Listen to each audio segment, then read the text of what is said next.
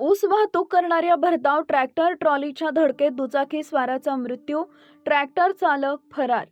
मान तालुक्यातील कुकुडवाड मायनी रस्त्यावर झालेल्या भीषण अपघातात एका तरुणाचा दुर्दैवी मृत्यू झाल्याची घटना समोर आली असून ट्रॅक्टर चालक अपघातानंतर मदत न करता फरार झाल्यानं संताप व्यक्त केला जातो आहे.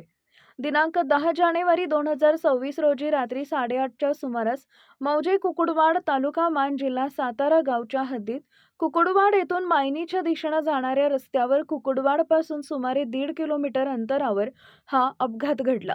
मसवड येथील सूरज संजय माने वय वर्ष 30 हा तरुण त्याच्या ताब्यातील टीव्हीएस आयक्यूब इलेक्ट्रिक दुचाकी MH11DS 1806 घेऊन खटाव मान ॲग्रो शुगर फॅक्टरी पडळ कारखाना इथं कामावर जात होता.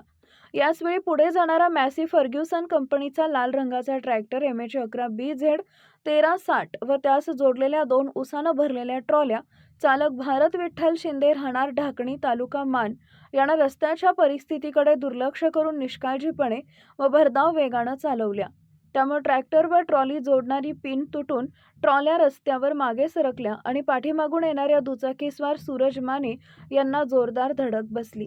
या अपघातात सूरज माने यांना शरीराच्या विविध भागांना गंभीर दुखापत झाली.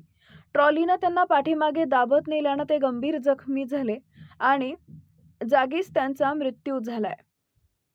धक्कादायक बाब म्हणजे अपघातानंतर ट्रॅक्टर चालकानं जखमीला कोणतीही वैद्यकीय मदत न करता घटनास्थळावरून पलायन केले.